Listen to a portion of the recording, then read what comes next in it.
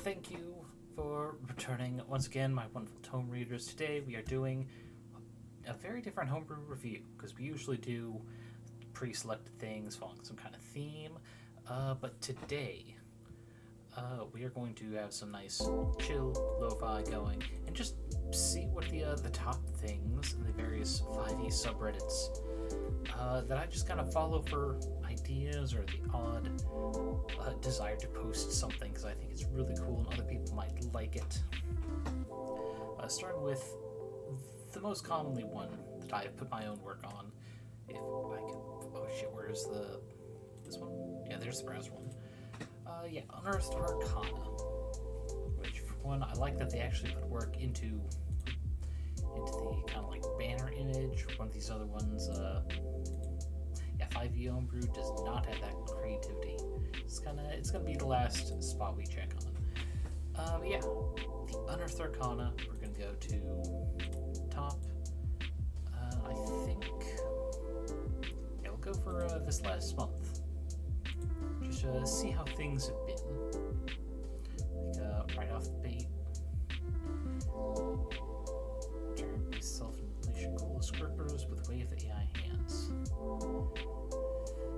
Okay, so it's making fun of how AI art tends to just create a superfluous and horrifically design hands so much. Alrighty, let's see if we can't get this in a specific. There we go. Let's go with a little zoom out. Or there we go. That way everyone can still read. We're also not getting cut off to the side because well, I was cutting off the side of the sidebar of the Reddit so we can actually read it. Okay, wave AI hands, monk subclass, masters of armed combat, striving to embody precision, adaptability, and tireless efficiency. However, they grapple with limitations of their own understanding, sometimes falling short of perfect execution. Movements are a blend of uncanny grace and brute force, a testament to their pursuit of perfection. Okay, it's a great start. Let's just do a quick check. Okay, so there's going to be one other page with. I love the contrast between real art and these, unfortunately, actual AI reproductions, I assume. But yeah, let's just see what it's giving. It's a third level feature. Let's see. Procedural training is led to manifesting your martial prowess in a variety of ways. Bonus action is one key point. When you do so, you roll a d6 to determine the appearance and attributes of your hands when they manifest, as detailed in the Hands for Physicality table. Okay, so it's not. I can't think of any official monk subclasses that have randomness like that. So I like to start because it's already filling a niche that isn't common in this class. Hands take on this new form function for 10 minutes. So what is not the way of the Sun Soul. I know there's a monk class that's very anime, getting spectral arms, which seems about on par with that. We'll see how the artificality is applied to a single hand at a time. Okay. Effects only apply to specific hands they manifest on. Okay, let's see where it's going. Okay, so hands become gnarled and club-like. Arm strikes deal extra bludgeoning. Due to their size, you cannot use flurry of blows. Okay, so it's a benefit, but also a detriment. To getting your hands to hook-like protrude instead of fingers, slashing, but only once per turn. If you're a weak creature with an unarmed strike, you can automatically grapple the creature. Okay. I mean, grapple's not super good, so the ability to just automatically do it is useful. Though, one sec, let me open another window, just double check the specifics, what it does. Okay, good, it does not automatically switch over. What are the specifics of a grapple? And would it be too much for something that normally has a resistance?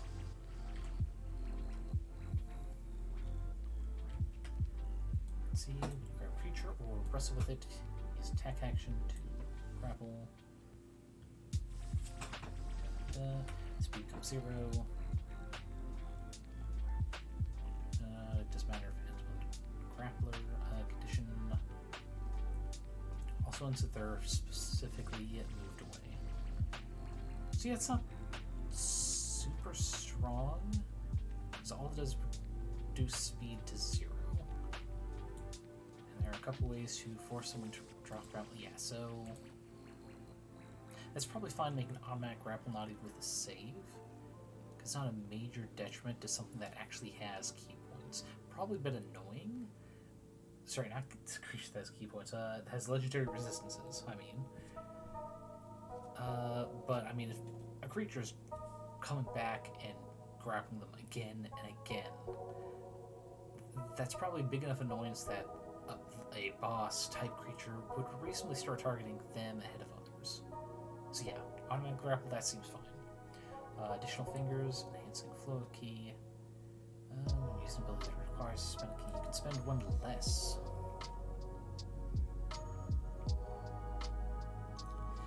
Okay. That might be a bit much depending on what the other features do. But it doesn't feel super breaking, because I do still have to use a key point to start and trigger it. So, number 3 is a pending. Number 4, your hands become larger paddle-like with hardly any fingers to speak of. When you hit a creature with an unarmed strike, you're forced to make a strength save or fall prone. Ooh. Okay, so the save is still there, which definitely means it's not super broken. Because legendary resistance can easily...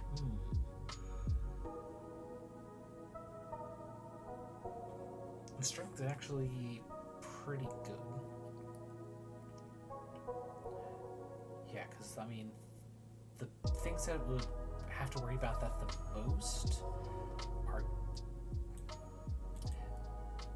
Yeah, the ones that would be most vulnerable to it aren't going to have a lot of strength regardless.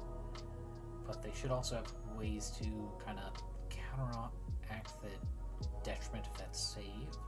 Or at the very least, get themselves out of danger. Because low-strength creatures tend to be casters in some way. And I mean, you don't have to be able to stand up to use certain reaction spells. Let's see, arms bend in regular and unpredictable ways. Once per turn, grant yourself advantage on one attack roll. Again, not a horrible detriment. It's only for 10 minutes at a time, too. This would be really powerful with a rogue multi-class, though. Because then you can just, okay, I want advantage on this thing, so I got sneak attack. Excuse me. Or this entire additional arm. You can choose another option at this table to determine the traits of that arm's hand. As a bonus action, you can make one arm strike with this arm. So it's pretty much saying you get to choose one of these other things, but it's only going to be applicable to this bonus action strike. Okay. Does wait, was it? Oh, it was a D6. For some reason, I thought it was a D8. So yeah, that's not horrible. Only one of your strikes is going to do it. And you're probably not going to take this first one, which is just you don't get to use flurry blows, which is kind of... Well, I guess it would still work with this, because flurry blows is a bonus action, but instead of getting the multi-attack, you'll get the one and the extra... Yeah, I think that essentially, at least with all the different options, the choices you could choose, and obviously, the super best one is going to be number 3. Just because, I mean, you still could make the one unarmed strike with this arm. With this, there might be other abilities given here, and still benefit from that lower price. Okay, dang. I guess I'll go ahead and undo. Where's the filter? Here's filters. There we go. I'll be ready to put that back on as needed. Okay.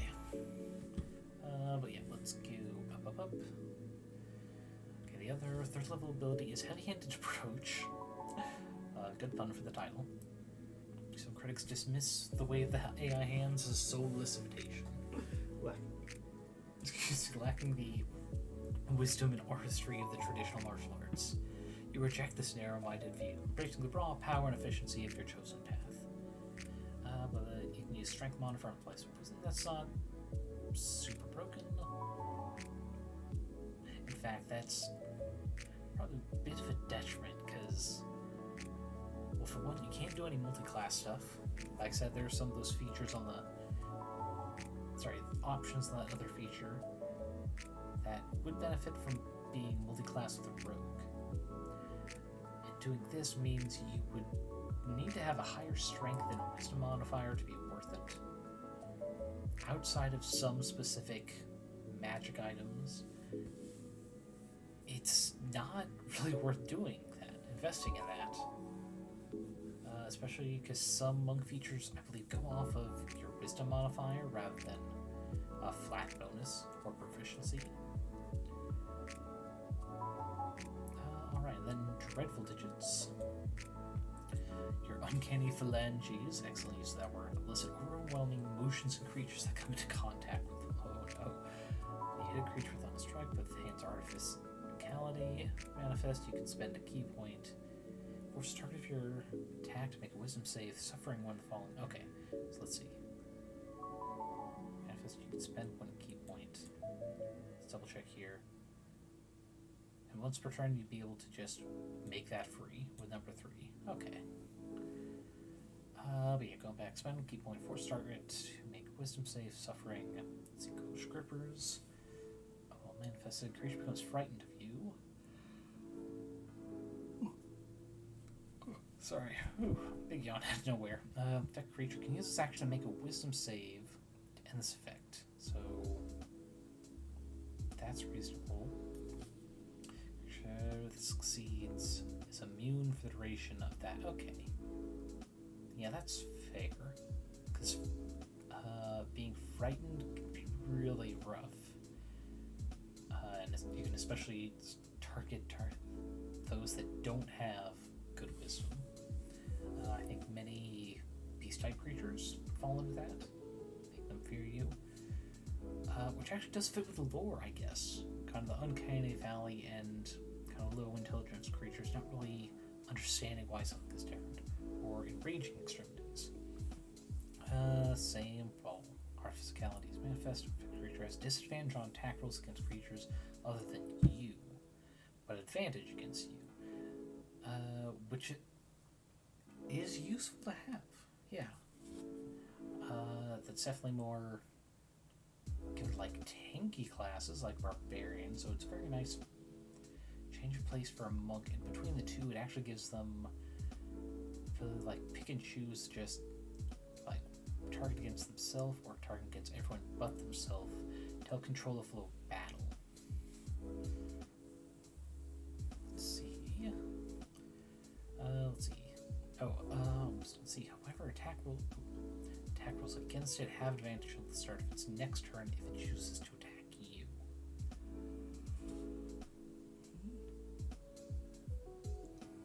And then, of course, can do save the end of each turn. And actually, what is this? You know, the fear thing has to be an active action, which is rough. I'd say both those are pretty decently balanced too, yeah. Even with this becoming free, if you get the option number 3 on the artificality, it's not a massive cost. But it's also not so powerful that being free and only being able to use it once per using the Hands of Artificality, it's not bad. Generate more though. I think that's good enough. You've learned how to master and manipulate the flow of ki through your mitts, and can now manifest different hands simultaneously when shaping your shakers. When you use the Hands of Artificality, you can roll d6 twice and apply each roll to a different hand.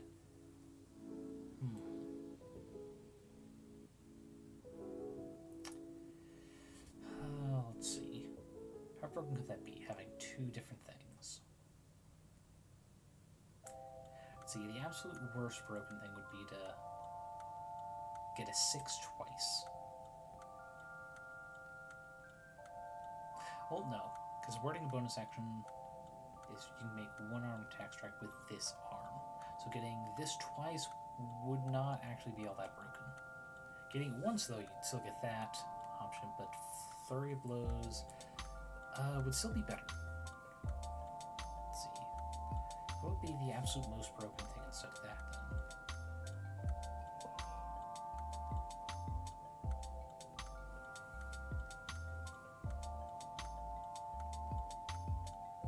Probably number 4, because it's a once per turn ability. And then the other once per turn being this.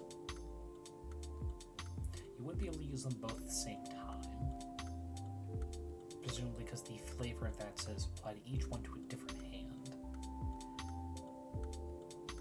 But actually that's fine. It's the ability to knock them prone to be the secondary thing. Like first one, advantage to make sure you can definitely hit them. Or actually no. Because that's just when you make an unarmed strike. Which Flurry of Blows technically multiple unarmed strikes. So if you start with this, try to knock him prone, but even if it fails, you have this to guarantee another advantage at least. Yeah, I think that would be the most broken one. And that's actually not even that bad. Yeah, that's not even super worse than having even just one of those. So yeah, I'd say that's balanced. In fact, it might actually be a little lacking. Just because there's not a whole lot of that. So if I were to improve this, I'd probably say also getting additional damage. Or even just instead of doing 2, giving them an option of additional damage. That would be a bit more handy. Now we need to go to the 3rd and final page. There we go. The Awakened Artificial Self, 17th level feature. Connection to Artificial Self is complete, allowing you to zoom out a little. Allowing you to unleash its full potential. As a bonus, you can spend 5 key points as each simultaneously to a maximum of 6 arms. Okay, that's good flavor. Where's it going? You gain turn you may force a creature making a saving throw against a dreadful digits effect, make it disadvantage. Every time you use extra attack feature to attack twice, you can instead attack 3 times if all the attacks are made with different hands. That's fair, I guess. May use Flurry of Blows feature even when making an attack with your club-like manifestation. But you cannot use that hand to make it the Flurry of Blows attack. So it's pretty much saying instead of that being a major detriment, you're just getting 1 attack with an extra d8.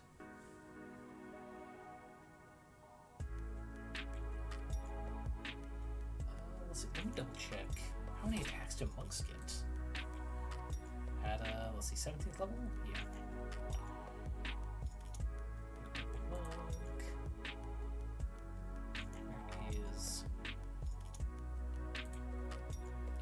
Get 1 extra attack, so it's already base 1 extra. Flurry of Blows. God, where is it?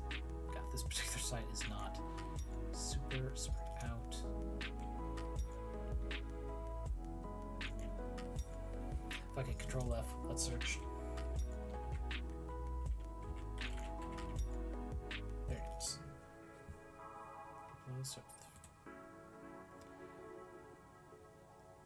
just 2 arm strikes. That's a total of 5 different attacks as opposed to 4 normally. It's not horrible.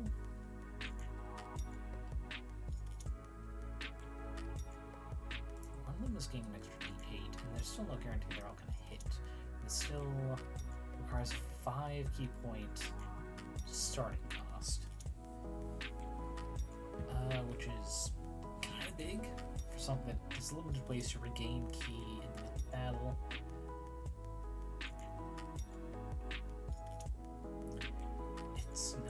but I think it's fair. It's not super powerful. Like I said with the generate more feature, it's actually a little underpowered. Getting some even just a flat bonus instead of like another D8 or a D6 or something. Let's see, maybe being able to use their strength modifier, and add that to damage, even if it's only.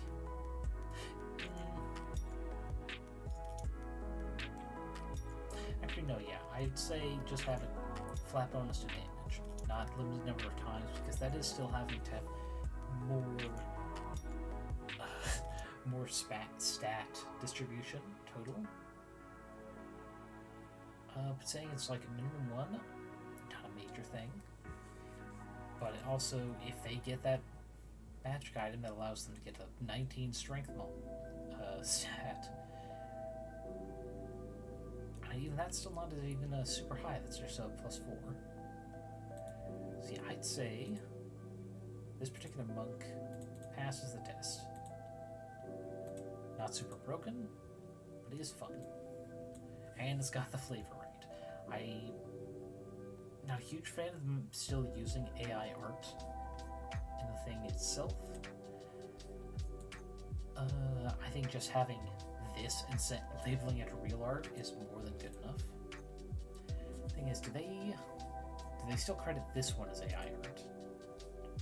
I'm not seeing anything. I mean, that one's got labeled there. Wait, unless... Oh, it says multiple, doesn't it? Image using for chance, yeah. Okay, I think that label should be elsewhere, because I assumed it was just for this one image labeled. Maybe even just like right here, right above the real art. But you know what, fair enough. So spells that don't suck. Which is document just for more spells. Let's see what examples they put in here. This is perfectly scrollable. Oh, that's good enough. Collection of new spells for 5th edition. It is a joint project between somanyrobots and Omega Onk. They all strive to be balanced and useful, and sometimes you can incorporate at my table. Each is a rebalanced version of an existing spell. Some the SRD, some not, but they work only working off the SRD, so nothing's marked for the Artificer class list. They're also free to use. Everything that's documented except their cover art is licensed by CCBY. That's not open source, because open source is a term for like coding, I believe. But that should be the public use, as long as it's not commercial, I believe. The license also at the bottom. Broadly, that means you can incorporate into your own work. Oh no, even commercial. Okay, share freely, so long as you attribute them, which is nice. Oh, and there's some new ones. So adaptation, alter weather, ally. Okay, so it's just a bunch of different ones. I thought it was just going to be purely rebalancing ones that already exist. Boy, this is the second one, top of the month, but posted 26 days ago, which I mean goes to show how they generated. But I mean, comparison 16 is able to do it. They had the slow build. Ooh. Is there anything that looks super interesting? Befriend peace now. Just playing Blade. Oh, wait. Let's do the one with Circle Protection, which is an actual spell. Let me... Oof. There is... Scan, I have to turn that off, so it can actually be seen. Ish. Meanwhile, let me pull up the other window I've got. Actually, click the search box. Circle Protection.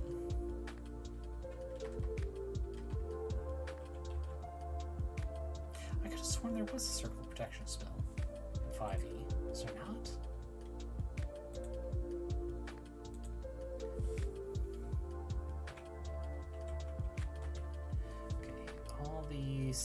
Oh, it's Magic Circle.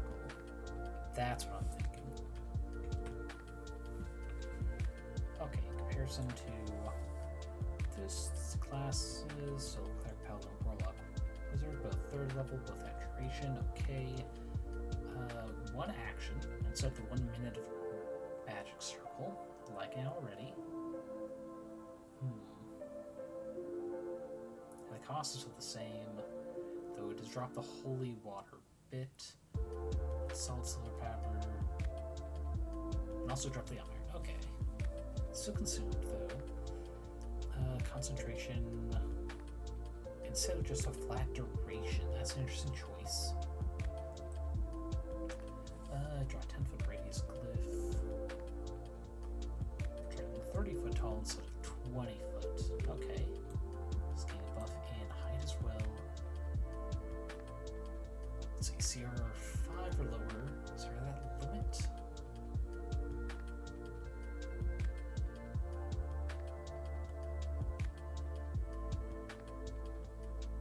There's no limit on that, which I guess is fair.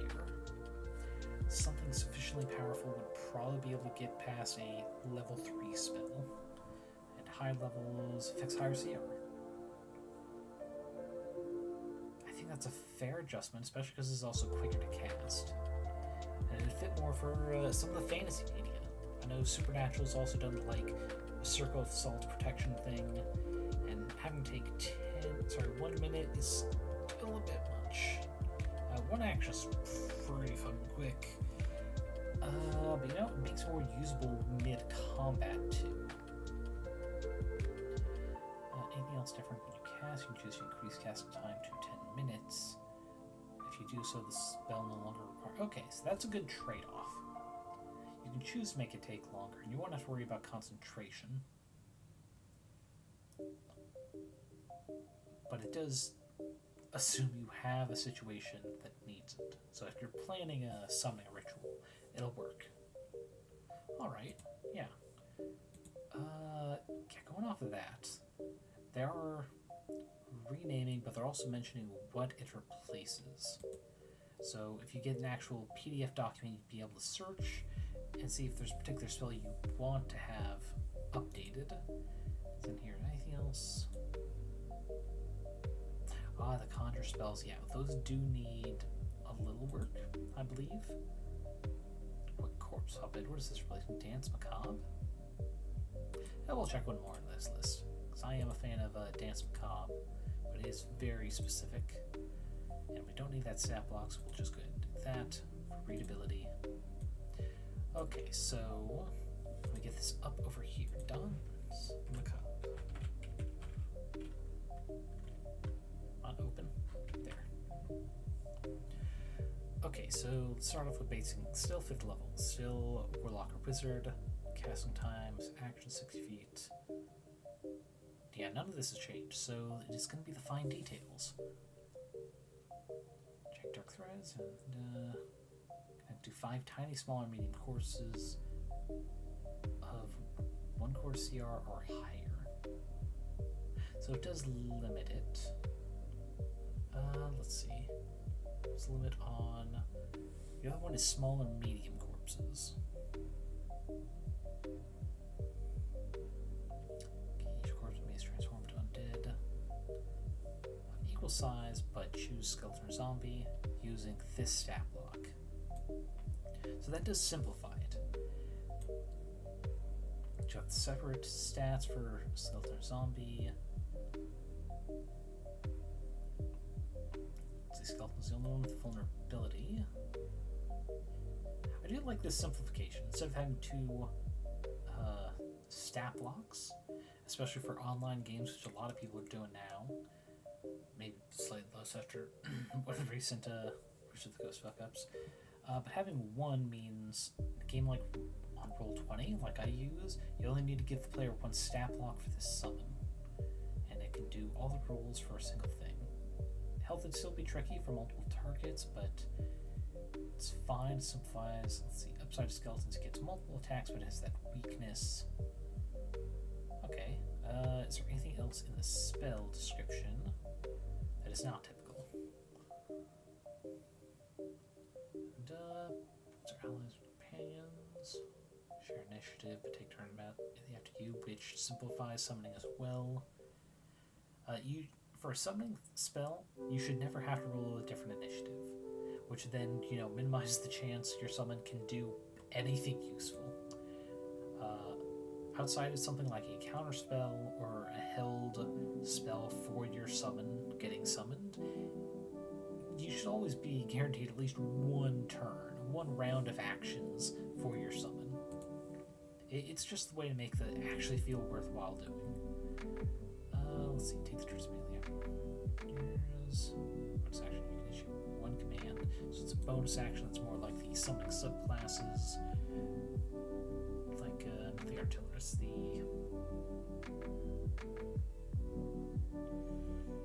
Battlesmith. Yeah. Let's see. Still bonus action. The old one.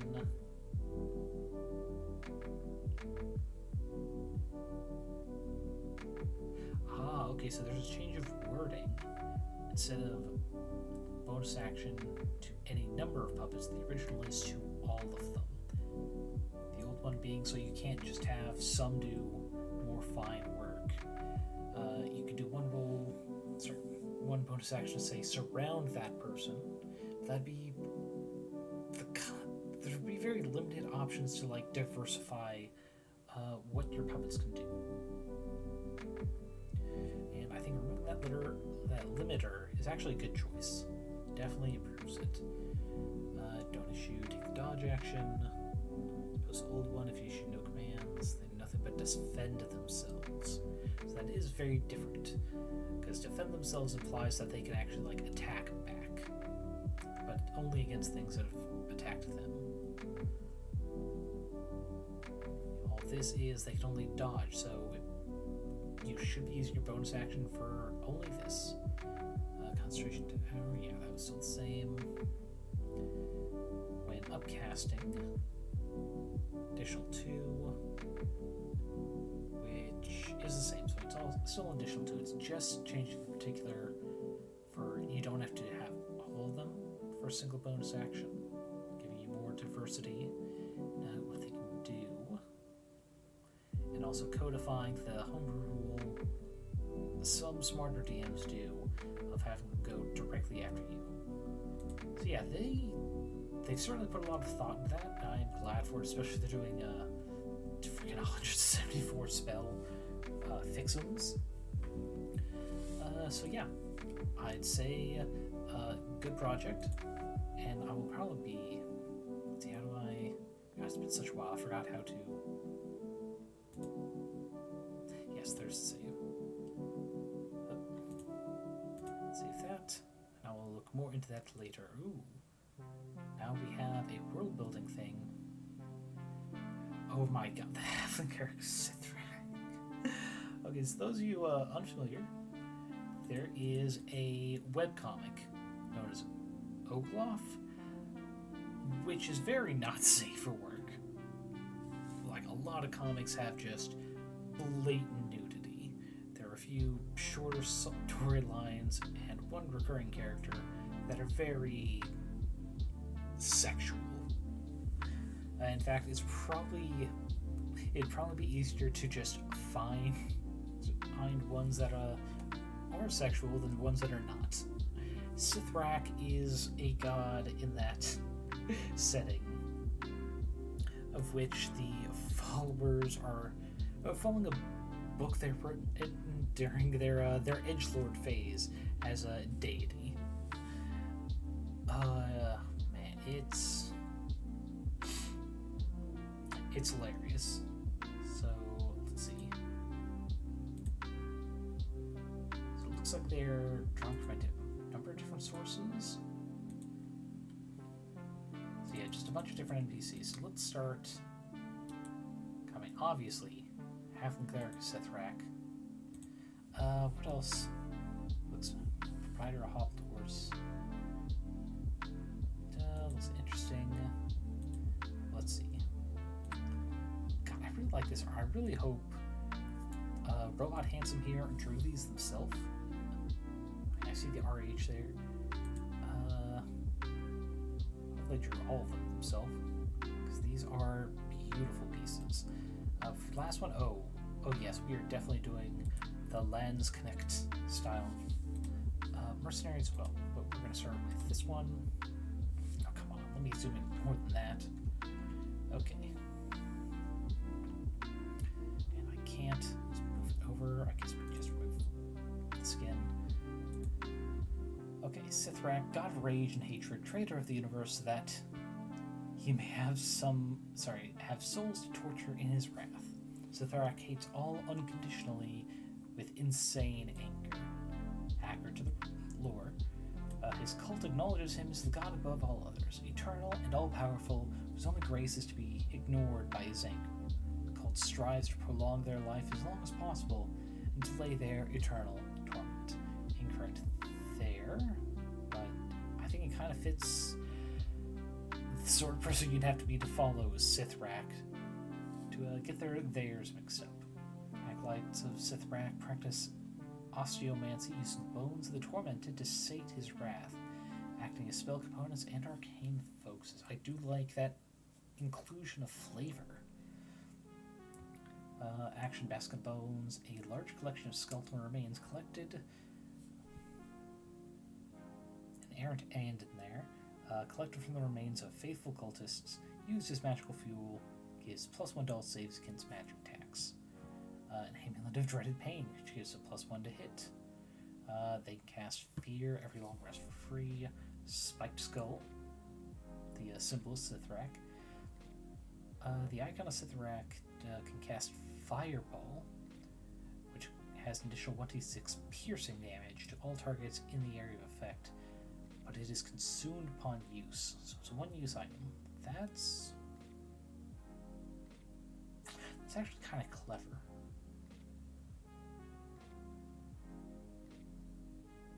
It's not super powerful, and they're not given the rarity of it, but presumably it's not too hard to find all the ingredients required. But it gives a lot of flavor of this extra piercing damage, presumably from the nails getting shot out of the head.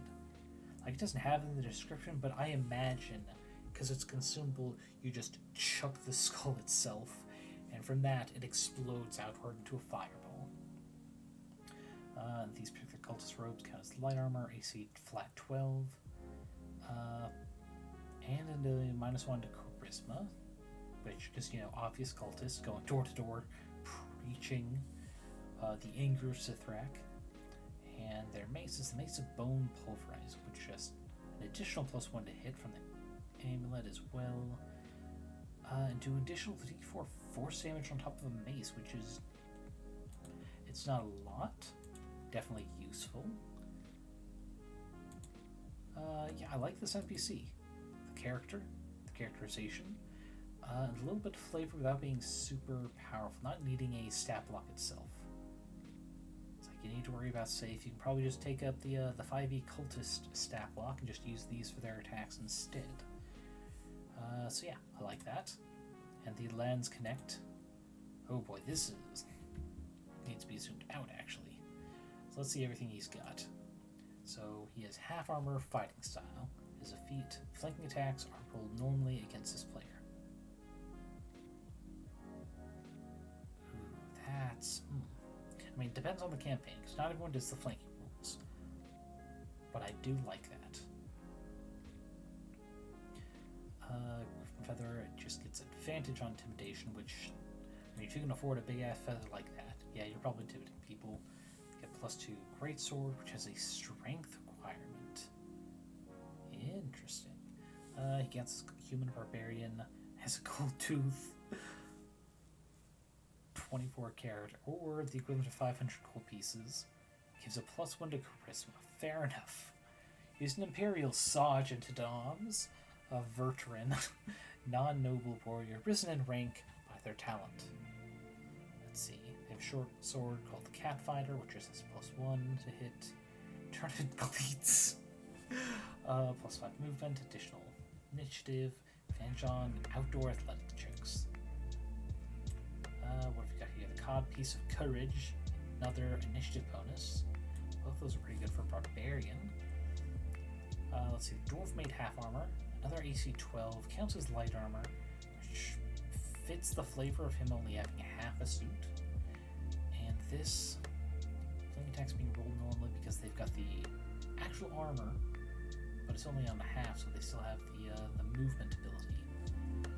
A composite suit made of parts of multiple similar sets combined to fit odd-sized warriors quickly and cheaply, and also fashionable as fuck. So yeah, I also love this piece. It's incredibly well thought out. Let's see. Let's put these. Who did this one? Yeah, RobotHandsome. Yeah, we're definitely going to contribute to the upvote and do another save. If I ever just need some ideas. What else do they have in here? They have an orc rogue who is naked to the waist. Ooh, their version of orcs are a stoic and Spartan people. Let's see. People's origin tales are lost to centuries of bondage. Okay. So instead of tribal, it's kind of drawing from maybe not slave trade, but practice of war, slaves, and sacrifice that a lot of cultures had to some degree. Under the now gone High Elves, specifically, which also implies the word High Elves being a capitalist, a colonialist empire, once at least, implying the no longer, as it is people whose origin tales were lost to centuries of that. Still semi-nomadic, but not specifically tribal. Orcs chose to act as diplomats. Okay, and that's very different from the typical tribal background a lot of 5e orcs have. So yeah, these NPCs also implying world lore. Very well done. Ooh, I'm a little scared with specifically human female wizard here, but let's see. Imperial sanctioned, have official crit. So maybe an implication of witch hunts? Yeah, I was a little worried the human female wizard, especially being level 1, the implication of women not being as good at magic. But instead the implication is the witch hunts and certain types of magic not being permitted. So I think that's better than I would have expected for them too. Okay. Dwarf, God, they put a lot in here. Ooh. Cleric of Mitra, which I'm actually not familiar with. Is this an official 5e goddess guy? Let's see. No, it's not. Okay. Mitra, is this a reference to another comic like Sithrak was? Oh, no, it's not an actual, let's see, divinity of the Indic culture. Hindu god, generally one of the, I'm probably going to butcher this, Adityas, though his role has changed over time. Otis, one of the protectors of treaties. Ooh. Okay. I do like she's not necessarily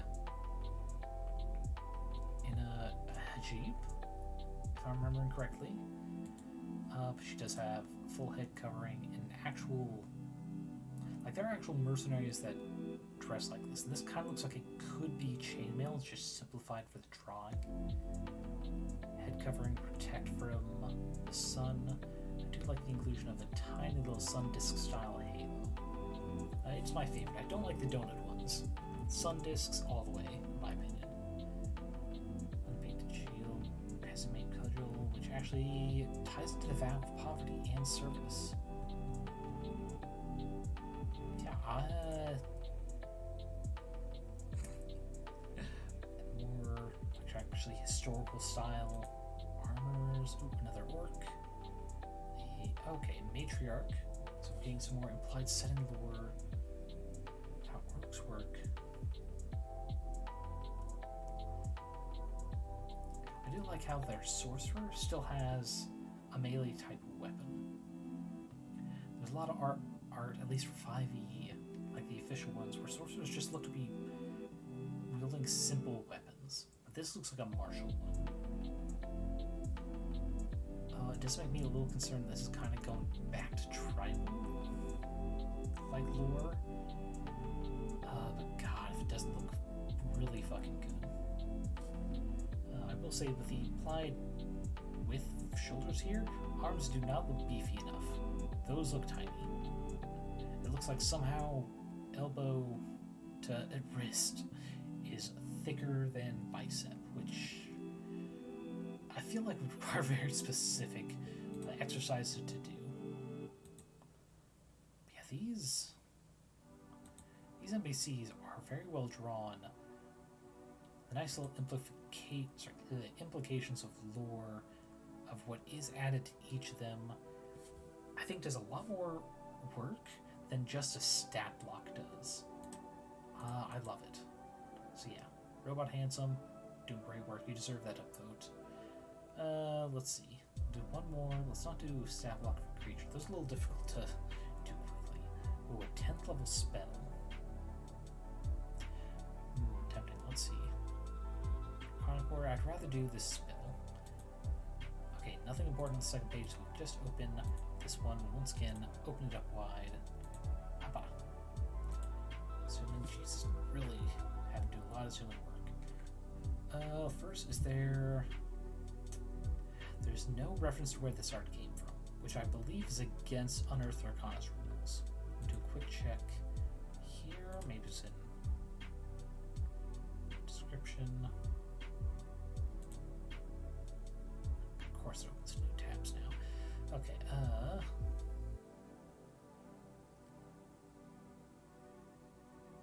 they linked their Instagram, but not a reference to the art.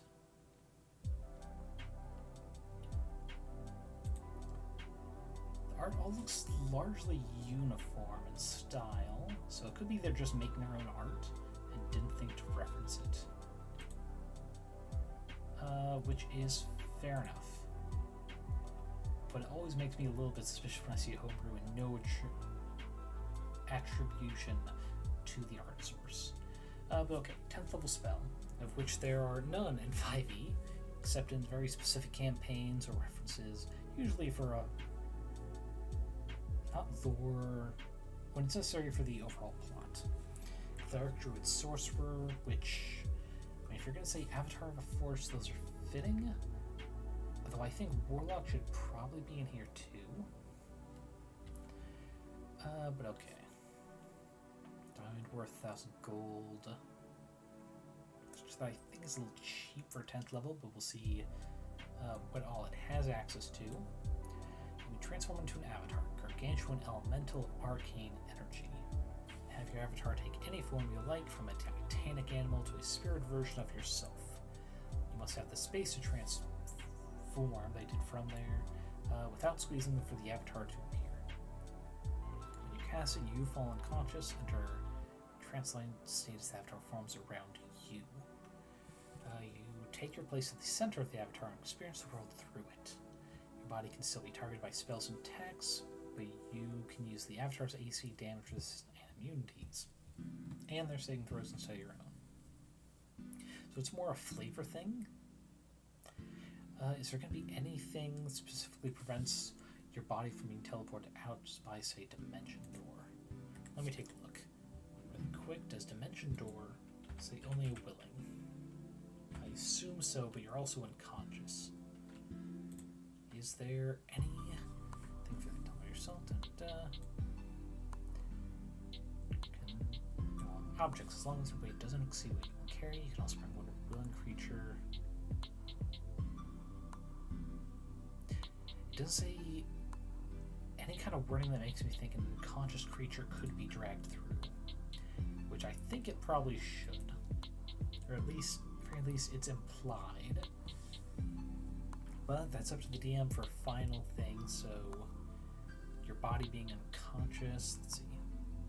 Use concentration. You can use Avatar's legendary resistance to maintain. That's pretty powerful. But yeah, no resistance available. Spell ends and you float gingerly to the ground.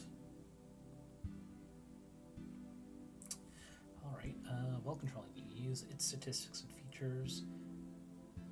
Oh no, it says you do use, not you can. At the start of each of your turns, you can choose to control the avatar or your own body. While controlling your body, you are restrained in the center. The avatar remains still and does not act. Okay, how much? Sorry, how high up did it say you would be? It doesn't.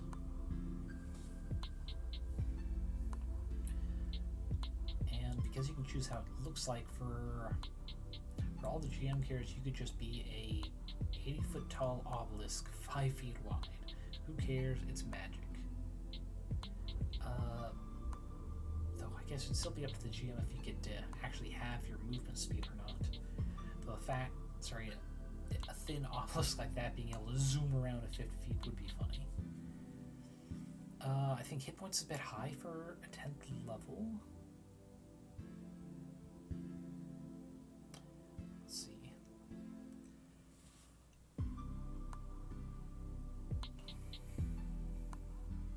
It doesn't say that you have to use its HP first, though. Oh, goddamn. One sec, just a couple bots. Alright, now they're gone. Taken care of. Let's see where we... So yeah, we've looked at this. There are a few things that seem a little off. Like, it doesn't say that its points are used up before yours. I guess it's implied by the fact that your body's supposed to be in the middle of it, but because it's still visible, it can still be targeted by spells and attacks. And that applies to me as a DM that it's not like full cover. It's not taking everything because they can target the old body. So I do think it needs a line about it depleting this hit point total first. And actually, it also raises the question of how would something like Disintegrate work? Or Power Port Kill? Talk for another day. Let's see, it's immune to Charm, Frighten, Poison, Exhaustion, which is fair, for Charm, Frighten at least. Saving for Jesus Christ, Strength and Constitution are high. In fact, it's almost double what your basic Strength modifier is. Yeah, a little bit more the same as Con. Dex obviously low, big, bulky, slow, but mental stats are going off of your body. So these Cleric and Druid are definitely ahead because they've got wisdom. I think one of them also has intelligence save proficiency. Oof. You can suddenly understand all. Imagine you don't have something like comprehend languages or tongues, so you have to resort to a 10th level spell just to speak to people. You resist acid, cold, fire, lightning, thunder. Immune to poison, obviously. And non-magical, slashing, piercing, bludgeoning. All of which fair because big avatar body. We already said 3 persistent, limited magic immunity, can't be affected or detected by spells at 6th level or lower, unless it wishes to be. So you got a bit of Rakshasa, and it lasts for an hour. So I guess not being able to get scryed on is useful. Yeah, same mental stats. Multi-attack, they get slams and a beam attack. So yeah, you can't do any other spells. Actually, wait. That reminds me, unconscious. What does the rules as written say about unconsciousness? Let's see, you're incapacitated, which means no actions or reactions. Can't move or speak, and unaware. Everything you're holding and drops prone. So I think it needs to be reworded. Drop the you fall unconscious and just you enter a trance-like state. Just for the rules lawyers on that. Yeah, otherwise it seems fine. Oh, did not mean to zoom out like that. Shit.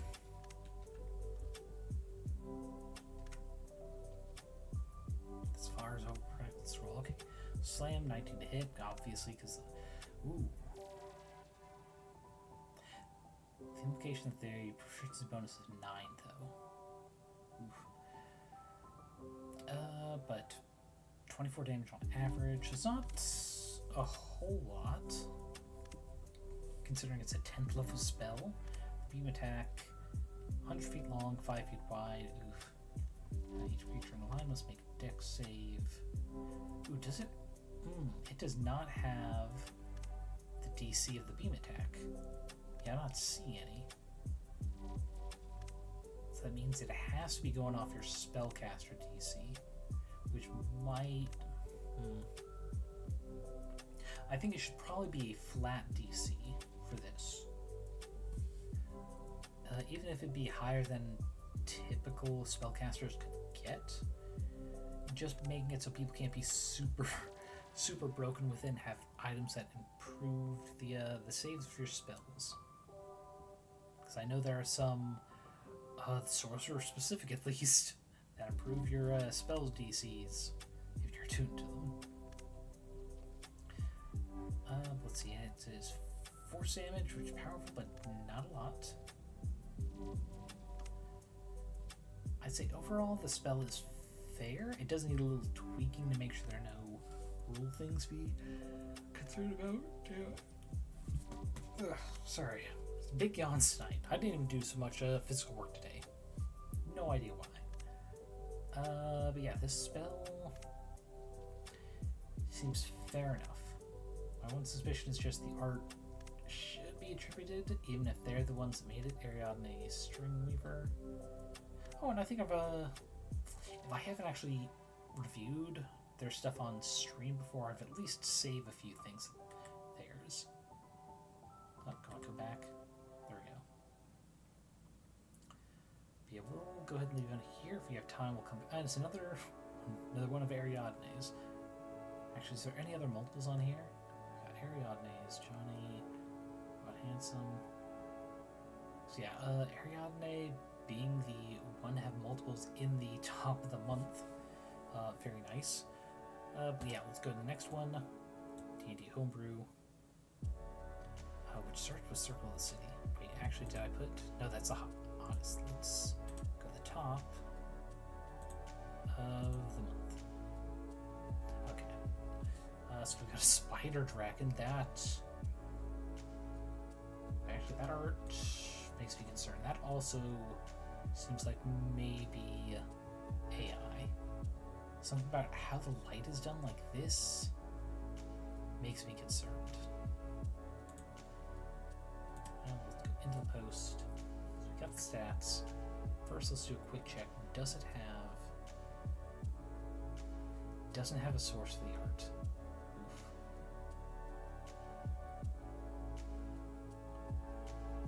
Alright, one sec. Before we actually go and actually review this, let's just do a quick Google image search. There it is. Actually, I did the wrong thing. I need copy image link. That's it. Please let you not be AI, because otherwise this seems like a fun thing to look into.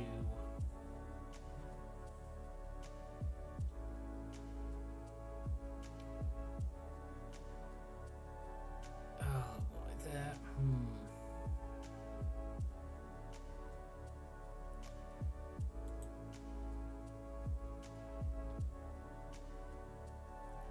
Yeah, this looks eerily similar to something else.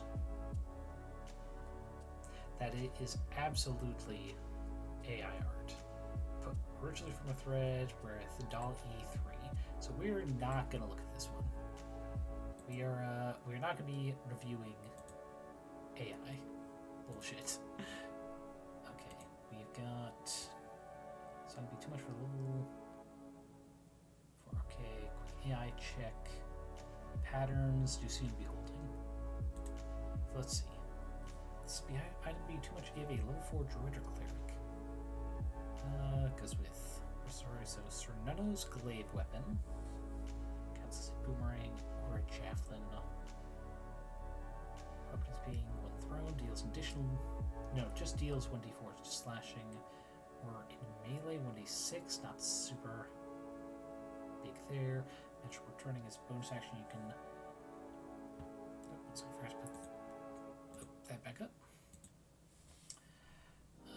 Magic summon, return to your hand. Using this bonus action, summon at will without using an action until the end of your next turn.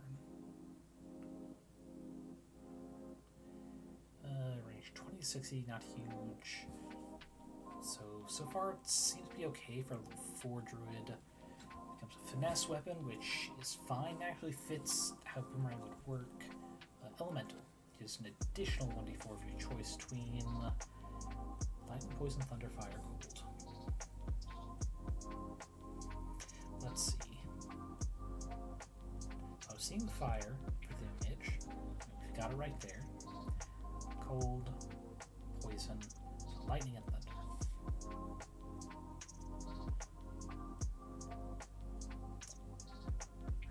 I do like how it's bonus action changed to dagger, which is okay for a druid. There's not a whole lot of... I mean, they've got some bonus action spells, but unless you're a moon druid, you're not losing a big thing of being able to shapeshift as a bonus action. Let's see, you gain the Shillelagh cantrip, so long as you're attuned to it. When you can use Shillelagh on it, you lose the additional 1d4, but you can, let's see, damage time becomes one of the types you choose, and just straight up changes bonus action still. Which actually, I think that's okay for the thing. Yeah, I mean, it's a very good cantrip otherwise, but all it's doing is allowing you to use your wisdom instead of your dexterity. So, no matter what your druid build, you should still be able to use it. Don't have good strength, well, it's a finesse. Don't have good dexterity either, you can also use the Shillelagh cantrip. If you don't have it, it grants you it. Honestly, with this weapon, let's see, why would you go with Shillelagh?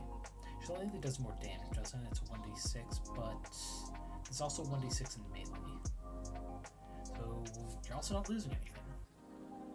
Yeah, I think this is a good, flavorful item. Absolutely balanced for this level 4 Druid Cleric. Go ahead and give them a boop.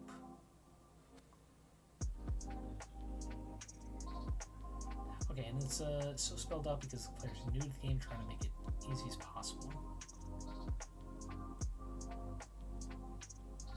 And you know, I have that habit sometimes. Some of my homebrews, like first time I draft it out, I overdo explanation to make sure when I come back to edit another day, I don't lose any of my thoughts or what my goal is for it.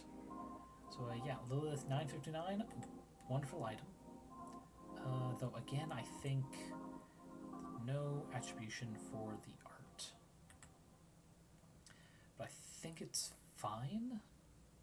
Because yeah, the one thing AI has trouble with is repeating patterns, especially like changing the, what's the term? Orientation of them. So I think this is fine. They probably should still attribute to whoever made it if it was them, because I don't think they made it for all this. But yeah, looks nice. What else we got? Ooh, we have just making a customized sheet for their character. Love it. Love the direction they went with the stats like this. Feels very video gamey. Even though I can't name a video game that arranges them like that. Well, that's just character art, which... Okay, so that's just adding a little kind of texture to the background, breaker up the foreground. Yeah, this... wonderful work. A lot of detail. And, you know, I hope at least one of the comments says, you know, it's like, hey, you sharing the base for that or something? With AI hands popping up here as well. But we already did it. And you named this little mushroom dragon the Draco Fungus. I think that's worth taking a look at. Okay. So we'll start with just this lore stuff, which I like. They've got the tier DC for actually learning anything. The species dragon. Oh, it expanded. The species dragon known as a Draco Fungus are quite the anomaly of nature. Often mistaken for large mushrooms, these creatures are chaotic and somewhat menacing. Off the start, I do like the kind of like hinting at Fae connection, despite being a dragon. Next tier up, Draco Fungus are known for their unique ability to release poisonous spores from their mushroom-like tail. It's important to not breathe these spores, and if you encounter a Draco fungus, doing so could be deadly. That's it for the nature checks and Arcana up to 15. Pesky little dragons have a unique ability that makes them somewhat resistant to magical effects. It's unknown how, but some speculate it's from the spores they're able to release. And then the history, unique species of dragon, not known too well. Legend says they originate from a corner of the Fae. Okay, so yeah, we called it, because I said first here kind of feels like a Fae description. Their tactics. Draco fungus is generally a little chaotic, like to nag their prey until they can't handle it anymore. Is that a reference to something we can do over here? Doesn't look like it. Oh wait, languages. Draconic and understands Common. So nagging might be the correct word. We'll often start by getting it to range, release their poisonous spores in their tail. After that, they will fly around their prey, biting them until they fall. Usually treated, they're close to being killed, not risk their own life for a kill. So cute, but the kind of square shines in the eyes make me a little suspicious. Another case of, is this AI art or not? Let's see, it's only a simple thing. Let's go into the page itself. Does it say? And that is a good name for truffles.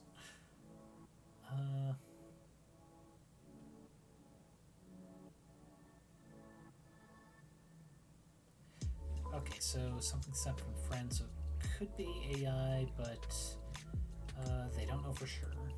Which, who don't like it, but yeah, like I said, suspicious because square shines in the eyes. Despite, I mean, usually when I see artists do it, it's rounded to some extent, showing the curvature of the eye itself. And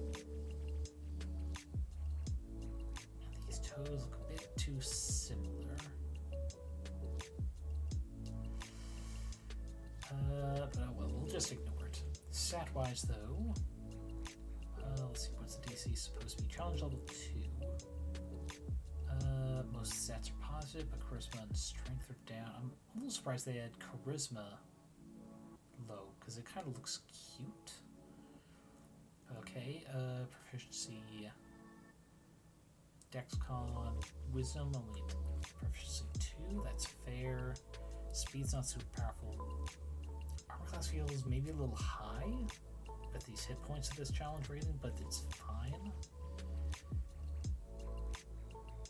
Let's see, obviously immune to poison, immune to the condition. Line sight 10 feet. That's a little interesting for a fungi dragon. It's not super big, it's not going to break anything. I'm curious what inspired them to give them that, though. Let's see, advantage on just magic in general, similar to the Satyr. Let's see, damage-wise, not super powerful. Some poison damage, but not a lot. And low to hit. Let's see, but it did say it starts off with the Spore Release. So Spore Release, recharge on 5 to 6. 15-foot radius sphere, centered on the Draco fungus. They take 2d10 poison damage, and they just take that. Which, that should probably be retooled, even if it's 2 saves, because just automatic damage on area is a bit much for a CR2, especially for 2d10, so possible maximum of 20 poison. Then not super high DC for the con save to not become poisoned. So yeah, my ruling on this is ignore the art because I don't trust it, but the lore is interesting, it's fun, and it does correctly hint if this is all you know of what higher lore could be, your character just wouldn't know. What else? Stat distribution feels fine because it's supposed to be more of a, not a scavenger.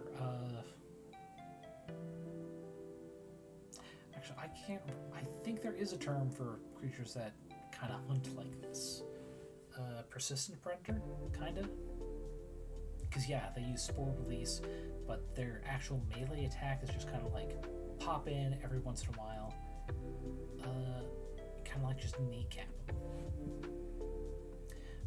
Like I said, the one thing that needs to be changed is automatic damage on an area, especially once centered on itself. Because I mean, your average group of just 4 adventurers is probably not all going to be ranged attackers. They might all have ranged options, but some of them are going to be limited. Like a melee-focused barbarian or fighter is not going to be carrying around like a whole lot of throwing daggers. You know what I mean? A fighter might have a bow, but not everyone does. Spellcasters with cantrips will be good, but also you're probably not a full group of 4 with that either. But if you are, it's like best luck for any physical challenges. But yeah, other than needing a DC or something for the area effect, pretty solid looking stat. Fun lore. Yeah, Truffles here, image notwithstanding, gets a pass. Okay, what's next? Just list of tavern NPCs. Let's see. We'll do the next page.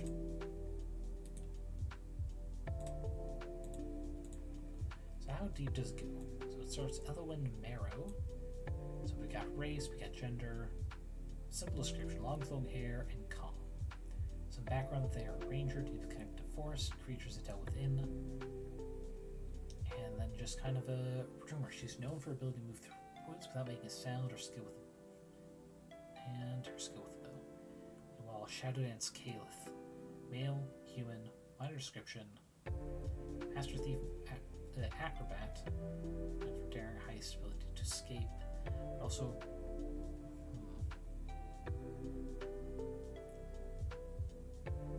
okay, and then this last line looks like something good for like rumor, introducing NPCs to the character. Let's scroll down. How about Varus Malin?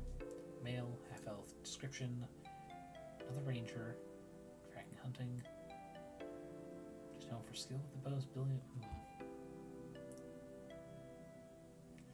A lot of these seem really just kind of cookie cutter, which I guess is something you'd want in a randomizer for an NPC. Yeah, probably second one for more niche descriptions. Like they collect certain items, a bit more diversity, at least in a page. Like we got warrior, like some of the things they're known for not being directly connected to their class. Like of course rangers could be good with a bow or kind of stealthy.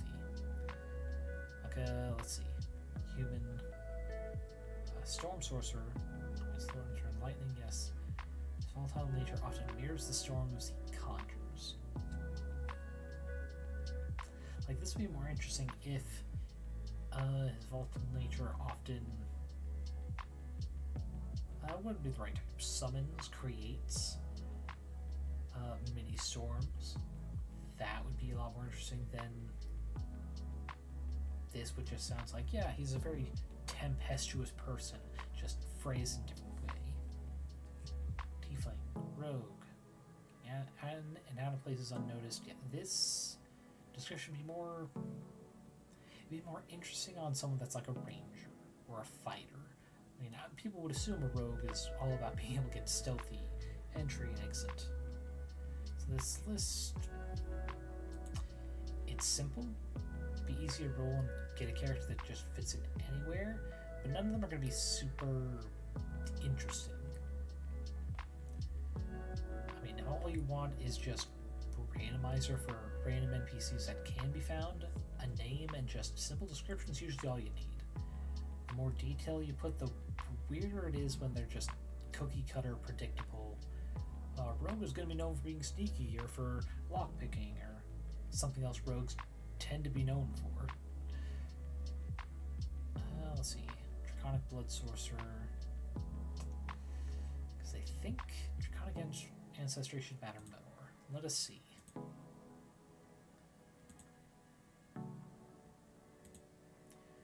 We're only gonna. Jesus Christ. this. Open new tab.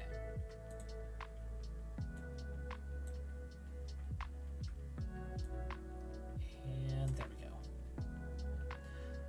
So yeah, Native Blood. It's an Ancestor.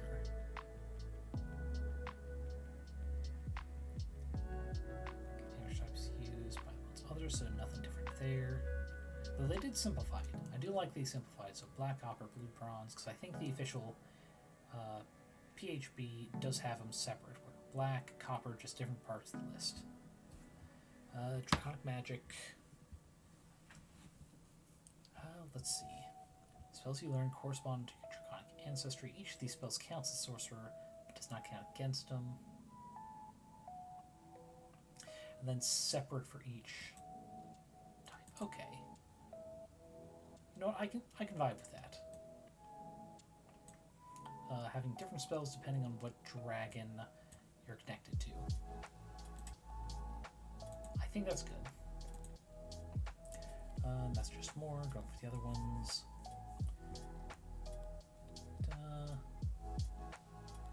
Doesn't look super different than Draconic Sorcery.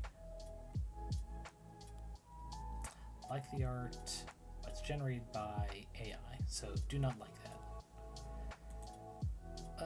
But yeah, I'll say fuck them for using this AI art. Should have just used none, or at least open source stuff. Not open source, fucking open license. That's it.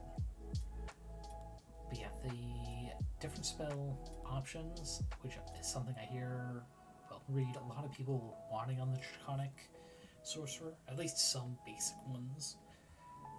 But yeah, I think this is well done, very creative. I applaud them for that, just not the AI art. Ooh, Hammer Whip. Those of you familiar with my campaign talks, goddamn, fucking AI again. Oh, what happened? Went back and did all the way back here. Oof. Ignoring fucking, again, using AI art instead of just nothing.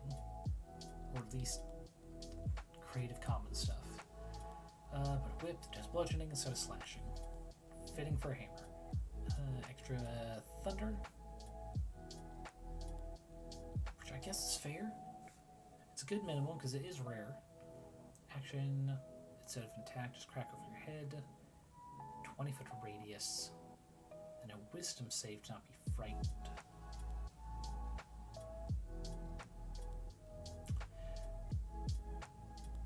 I like that it's a siege weapon.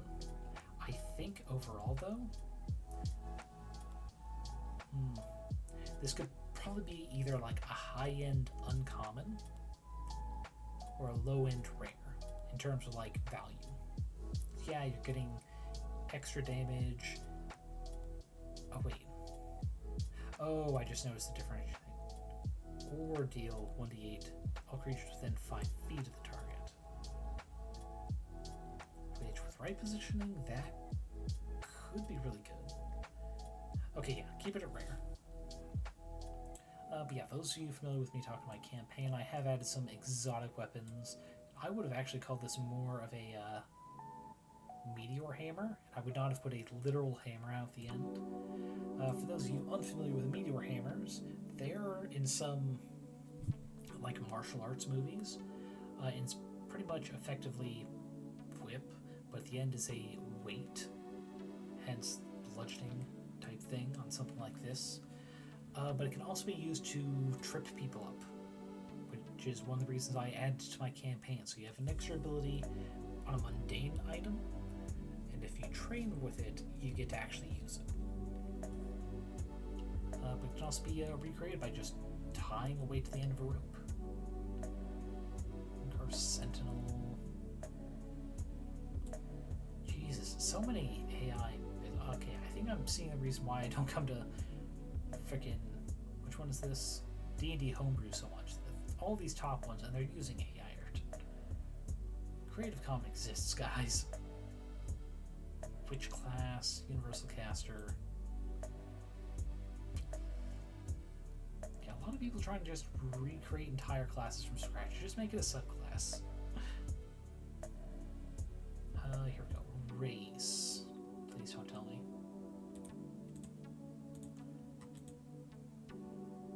Okay, no. This is actual art made by a person.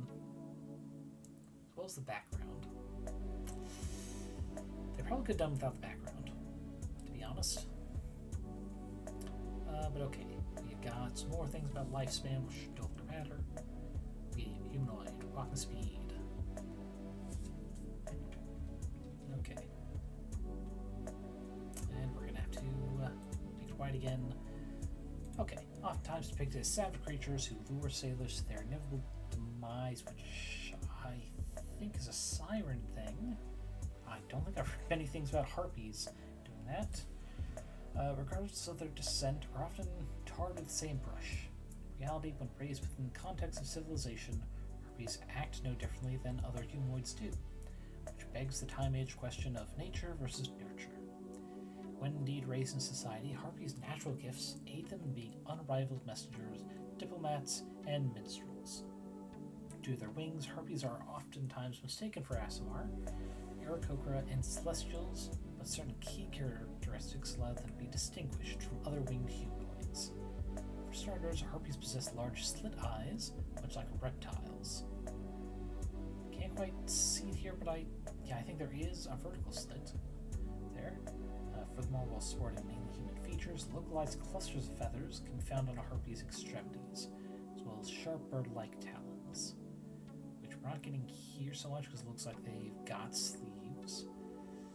Alright, what features are given to make them different than Aarakocra? Wings, flying speed equal to walking speed, captivating voice, which rather than another ability like some people do for things like sirens, is just proficiency in a charisma skill. That's nice. Just making unarmed strikes deal slashing, but not giving you proficiency. Okay, and here's actual feature Harpy song. Beguiling melody, capable of enchanting others. Action, one humanoid or giant, which is not a distinction a lot of people do for stuff like this. Creature must make a wisdom save or be charmed. Remains charmed as long as you maintain the song as a bonus action.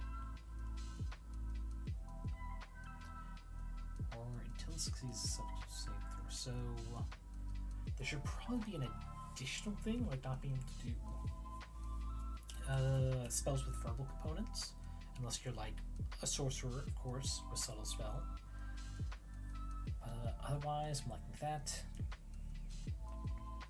Let's see, successful save immune for 24 hours. Is there a limited number of times? Let's move towards you until it's within 5 feet. Is there another option?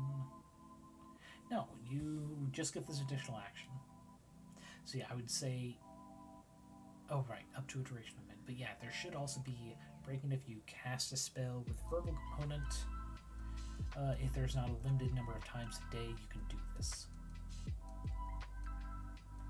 At 3rd level, every humanoid giant, that's too much. Like, it has a downside. Oh wait, no it doesn't. Of your choice. Yeah, no, that should be scratched entirely. This is a racial feature, it should not be that powerful. Being able to do it anytime you want as an action, no limit on usage, no. In fact, rather than Sorcerer, best thing would be this on a Cleric or a Druid, who are already going to have good wisdom. Actually, no. Yeah, wisdom's not going to help too much. Definitely Sorcerer, though. Because you're going to have good charisma bonus, maybe a Warlock. But yeah, this... I didn't notice that this specifically said charisma modifier, yeah. But yeah, no, this... Oof, too much. Too strong for a racial bonus. In fact, I don't think there are a lot of racial bonuses that give improved features. Extra ones like different additional spell options on some of the spellcaster races. That's can still use some work. Simplify it. But thank you for using actual art you can attribute and not the fake art AI puts out. I'm assuming this is inspired by the was Black Myth Sun Wukong game. We're not going to go into that because CR30, I don't know how to fucking balance that. Oh hey, it's WarriorButton with their hand-drawn freaking notebook stuff. Love it. Let me balance it there. Get the crop back there. Weapon has 4 charges that are replenished at dawn. Hit the mace. You can expend 1 charge to either negatively or positively charge a creature option 5 square. So it's gonna be a magnet type effect. If infected creature becomes within 5 feet of an oppositely charged thing, must succeed 15 strength check to separate. Or if they have the same charge, they repel one another. That's actually, ooh. In fact, it has 4 charges. So you could hit an enemy and yourself with positive, so they can't like get at you, but also hit one of your allies with a negative, so they're more likely to go after them. Very good if you have got a melee fighter like a Barbarian. Let's see. It'll last an hour.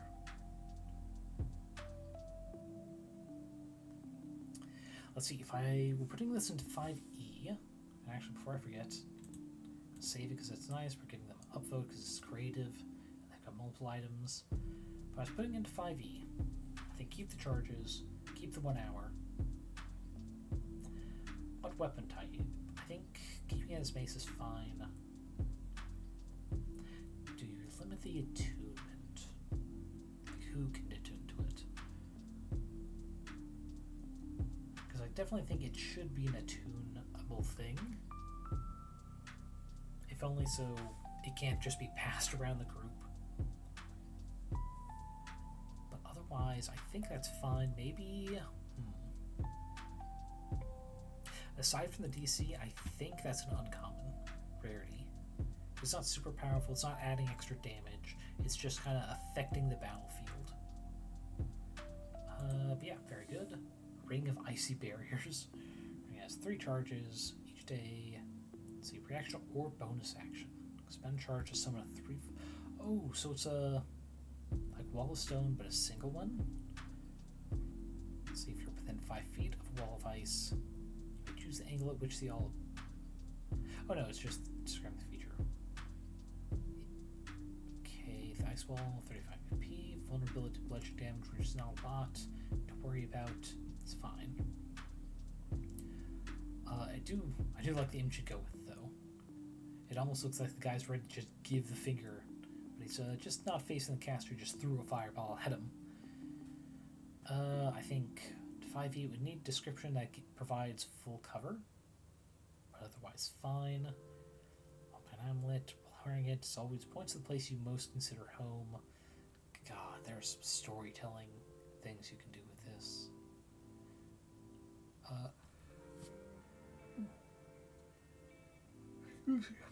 Totally fitting for a trinket though, because not super not powerful. Shouldn't even need an attunement. Okay, what's this item? Potion Vaporizer. Caution, prevent contamination and unforeseen magical effects. Please clean after each use. After pouring potion into this item, it expels it for 10 minutes. Creatures within 5 feet breathe it in. Get the full duration. Gain the effects of that potion as if they drank it. So you're limited. So 5 feet. It's effective giving 8 creatures the same potion. It does take 10 minutes, so it'd be hard to do something with like really broken, say, potion of haste or speed, but just taking like a quick break and putting a healing potion in there. Yeah, I think that's fair. It's only super broken if you get like high level healing potions to toss in there, freaking superior, giving it up to 8 creatures. But honestly, the fact you have to just sit down for 10 minutes uninterrupted, I think that's a good trade-off, because as a DM, if you really want to stop someone, or at least a party, from doing it, you just toss an encounter. It's like they noticed you were just not going to attack them and came to you instead. And then people got to make a decision: do I move from this spot, make myself vulnerable to any group attacks, or do I move away and lose this nice, free, superior healing potion? God, my scroll needs to be adjusted. Catapult spoon.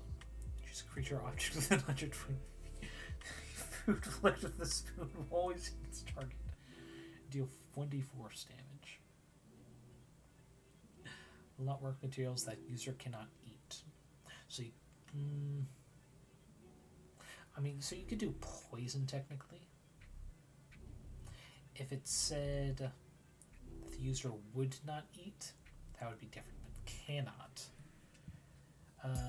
Wording automatically makes it so, something like Warforged probably wouldn't be able to do it, because they don't require food. And DM might rule that as you don't need to eat, you don't have the ability to eat. You can't use your catapult spoon in the cafeteria, starting a food fight. WarriorButton, good work again. Love your stuff. What do we got? We got about, is that a half hour left, right? And do a double check. Half hour. Let's go ahead and go to the last one. Last subreddit. Which has a few different, oh wait, did I remember? Nope. Did not remember to put it at the top. This month. What have we got? So, Homebrew race. Drakkar. Mix of Dragonborn and Dwarf. How more epic can it get? Okay, Drakkar, a crossbreed of mountain dwarves and Dragonborn. Embody the unyielding strength of stone, the elemental power of dragons. With stout, muscular frames and scales that glint like polished ore, they are master artisans and formidable warriors. Their mountain homes resound with the ring of hammers and the roar of draconic breath.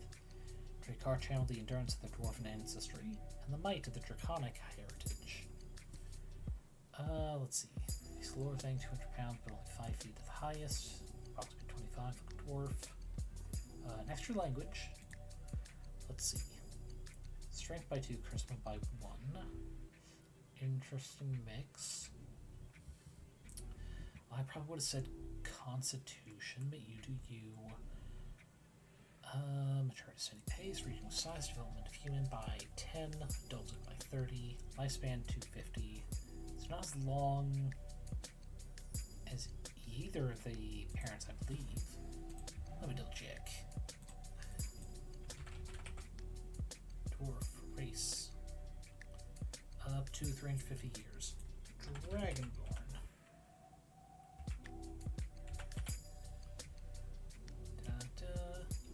Those to be about 80, so not quite the average between the two, but definitely higher than you'd expect.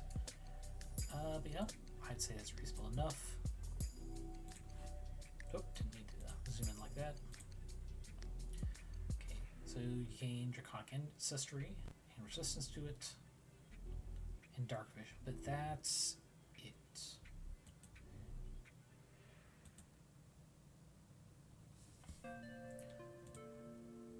It's not a lot. It's more feels situational.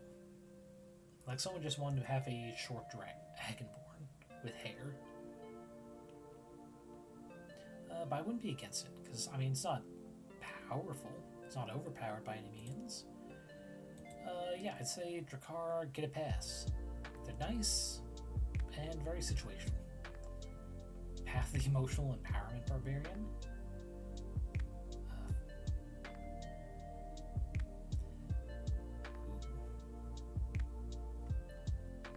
We'll look at the Draklin first, then we'll come up to this subclass Barbarian. If only I can center this. Okay. Draklin, cunning or resourceful, blend of kobold and goblin, embodying the sneaky resilience of both races. Small and quick, they thrive in shadows, using their nimbleness to evade danger and strike when least expected. Draklins are often underestimated due to their size and cowering tactics. Those who dismiss them soon learn of their cleverness and agility. Okay, attacks up by 2, choice of intelligence or wisdom by 1. Dangerous lives up to 60 years, fair enough. Okay, they get nimble escape. So bonus active to disengage or hide. Not super powerful, but does kind of encroach on a rogue that you might expect them to be able to take. They get dark vision, they get proficiency in stealth and perception, and they get grovel, cower, and bait. So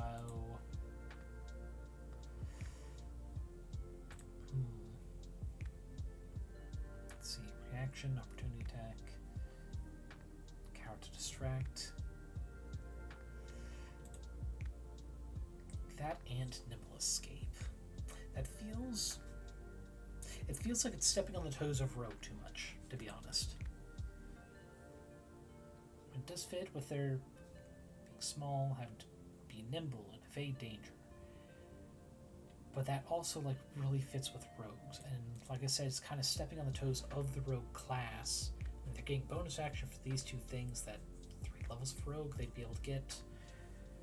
But also this way to also give advantage to all your allies. I'd say they should choose between Grovel, Cower, and Beg and Nimble Escape, the player I mean, or they should at least like one or the other as the creator, because that's both those are a bit much just for the racial thing. One or the other fits great. It's just kind of like, here's the flavor of what they do. If they're doing that, I would suggest they choose Nimble Escape as the core feature of the race, just so they're not just slightly different kobold, or even just make it a quote-unquote sub-race of kobold rather than this alternate of kobold goblin. Alright, path empowerment barbarian. First time poster, another recently made. If barbarians can channel anger into benefits, why not other emotions? And this is what they came up with. So, third level feature, joyous elation. Learn to temper your rage with joy. Activating your rage, you choose out of the following benefits by invoking the power of joy as well as rage. You can only have the benefits of one additional emotion active at a time. So,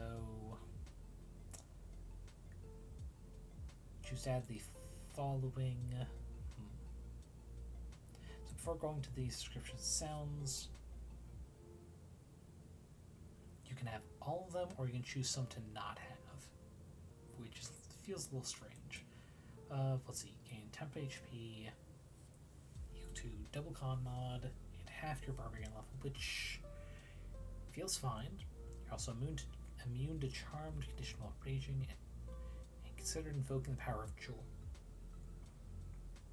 Oops, easy. When you knock a foe to 0 HP, you gain advantage on your next weapon attack. And then the next feature is a Fearful Insight. Also 3rd level, learn to temper rage with fear instead. Same as joy, that you can only have one or the other. You gain additional movement speed, immune to frighten instead of charm, and advantage on saving throws against wisdom. Let's see, is there any massive bonus between the two?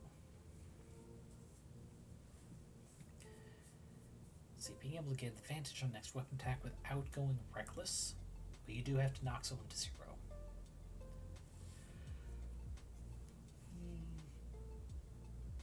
Could lead to a bag of spiders scenario, where you bring a lot of small, easily procured targets that you can down with a single hit, just get advantage. But you're not getting any other benefit, so unless something has up to channeling joy gives you other benefits, I think that's fine.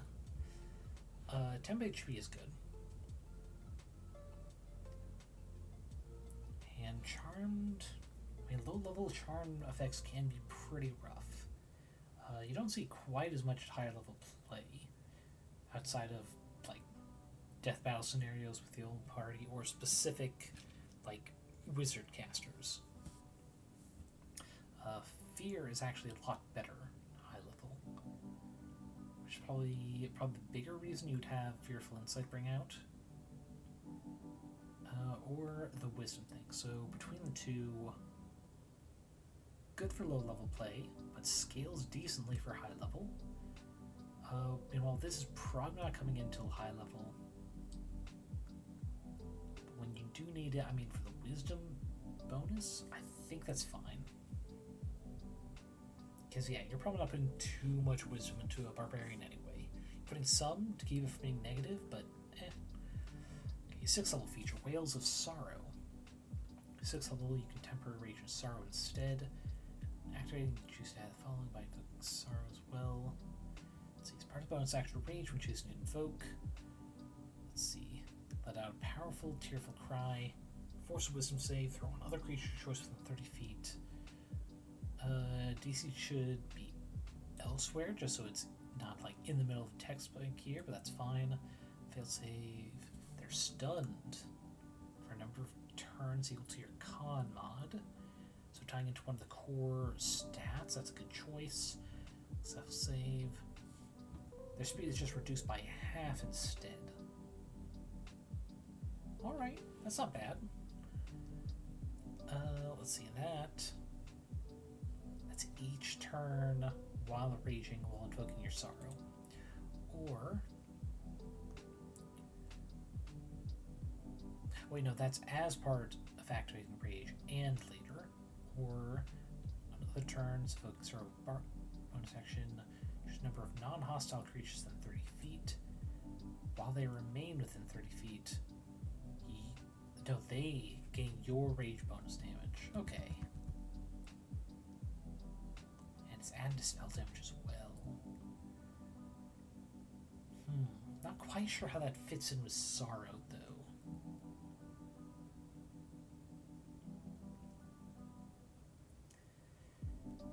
Let's see, is there a better emotion for that? Let's think. See, they have Joy up here, keeping it from the charmed condition.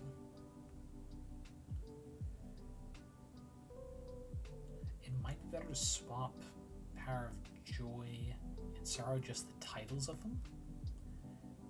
Because I could see Joy being able to help, like, bolster your allies. Let's see, Joyful Cry. Stunning them, surprising them, like, you've got a second wind. I can see that too. We'll see how the others go. And just a renaming thing, not a major deal. Okay, 10th level, get Disgust's Refusal. Tempering your rage with disgust. So, at this point, the fact that each feature is granting, it's not compounding. They're just different options. I don't think that's good so far. Like, you can only ever use one at a time. So, unless his other 10th level does something to affect that, so far it's coming out like not a great subclass. Good for a first time, but it's just good subclasses build on, like, there's a core feature and other things are either help set it up easier or bolster it or give it more uses. Not all of them, but like thematically, it's not all different things. You can only use one at a time. Let's see, meanwhile, 10th level, discussed with Rage. While activating Rage, while invoking Power of Disgust, choose number of creatures in 30 feet. You can disgust and unnerve them, forcing a Wisdom save on a failed. They gain disadvantage on their attack roll. So, neither of these are conditions at 5e. Let me do a quick check. I know Disgust isn't. Is there something tied to a nerve, maybe? Nope, not even a spell. So yeah, wording thing with the capitals makes it feels like it's supposed to be a condition, which I don't much like. They should uncapitalize that for clarity. And on a failed save being, God, disadvantage on your attack rolls. The duration of the rage is rough. Then reactions to your turns. Ooh. Excuse me for the yawn today. Don't know what's come over me. Okay. Reaction lead for your turns. While using Disgust, you can turn Disgust into a shield. Going to take damage from a source that deals other than bludgeoning, slash, or pierce. You can reduce it by half as a reaction. This damage reduction takes place after any resistance calculations. Alright. This one kind of confuses me even more. I'm not sure why Disgust would give you resistance to anything. I think it's okay as a feature beginning at 10th. Maybe not the best, but like flavor-wise, I don't quite get it. Let's see, the other 10th level, motion manipulation, gain improved control of your emotions, can have the effect of 2 different emotions up at the same time. So at long last, you can have the power of Disgust and Joy, or the power of Disgust and Anger. Sorry, not and Anger, and Fear. As well as Sorrow.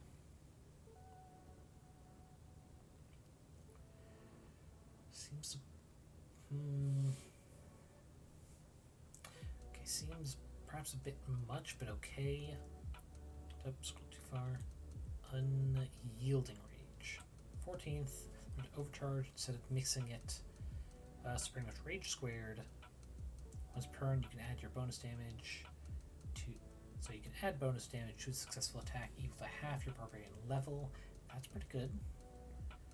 Immunity to bludgeoning, slash, and piercing should be non-magical. Because just straight up, that's a lot. Those are some of the most common damage types, and something just simply being a magic weapon would not be enough to get past that. And you've got to get 3 damage types, so I'd say that should be weakened. When attacked, you may, as a reaction, make a melee weapon attack against the user at advantage. It should not be against the user, it should be at the... Actually, what is the trigger for the reaction? Just when attacked. So, make a melee weapon attack against the creature that triggered. The triggering creature, I think that's grammatically it, yeah. This attack can be done, even the triggered attack dealt no damage. So there should also be wording saying that after their attack is when the trigger goes off. This attack crits on 18 to 20. Fair? I think that's fine. I think that's fine, especially if the immunity to bludge, slash, pierce is reduced to resistance. And let's see, the wording here is also with the 10th level feature that lets you use 2 different emotions. Does that count for unyielding rage, which is just rage squared? Let's see. Then the other 14th, emotional manipulation master. You can manipulate motions in yourself and others. Increases. Gain the following effect. God, too much scroll again. Okay, at the start of your rage, when invoking power of joy, creature of your choice within 20 feet must make a charisma save. On a fail, they cannot make an attack or cast a spell for the duration, as well as disadvantage on intelligence, wisdom, and charisma saves. They are filled with a sense of peace and elation. Infect creatures.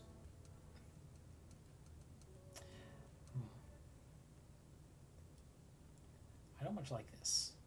Might just be the wording, but you think this is supposed to be use up their action by laughing uncontrollably on their turns. I think instead of having this and just can't cast a spell, it should be use their action laughing uncontrollably, can't cast spells with a verbal component. Because it's kind of weird that you can't attack, you can't cast a spell, also your action has to be this. Make it so they have to use bonus action spells which there are very limited ones, especially further hampered by you can't have a verbal component spells. I think that would be fine.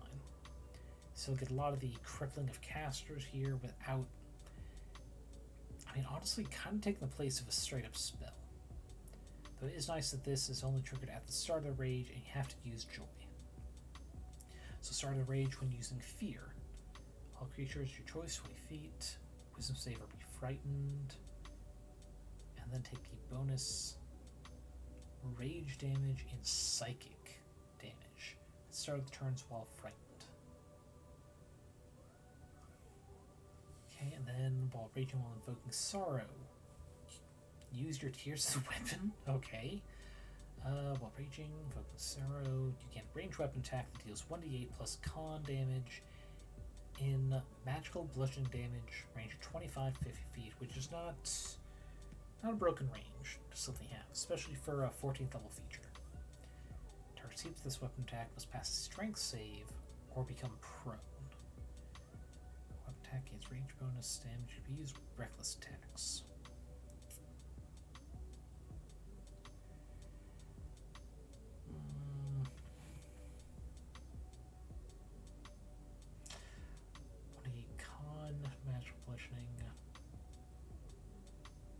It's not a lot of damage. At 14th level, you should probably have a better magical weapon by that point. And still a action type attack, not bonus action.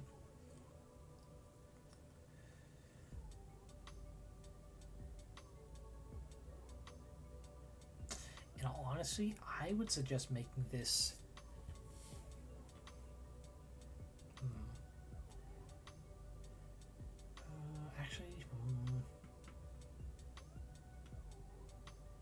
Actually, wait, this is a different DC con than earlier, isn't it? That's con mod. Where is it? Con. Oh no, it's the same. So yeah, another reason that you have the DC calculations separate. Plus range attack. Ugh.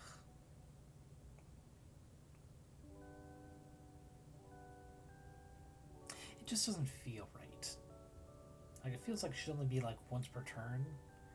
Just because the aesthetic of using your tears as a weapon, it seems weird if you can do it multiple times per turn, which I think it's just 2 for barbarians, but still, that's, I can use tears twice. Raging while invoking disgust, though, for the purge damage from system. Start of the raise, you may choose one damage type to resist for the duration. That's too much. That should not be there. There should be a list of damage types you can do that for, and it should be, frankly, just ones that are physical, like fire and cold, lightning and thunder perhaps. Poison definitely should be on there, but you shouldn't be able to choose just anything, like force damage. Psychic damage doesn't make sense. Let's see. What are the damage types? Fire, cold, lightning, thunder. Actually, no, thunder shouldn't be on there. Thunder is just kind of like sound damage, right? Let me do a quick check of this damage type list. There's got to be one I'm not thinking of.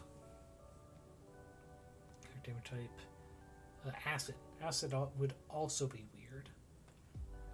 Though I would allow it. It's not super weird. There's not a lot of really damaging acid type attacks, especially high levels like this.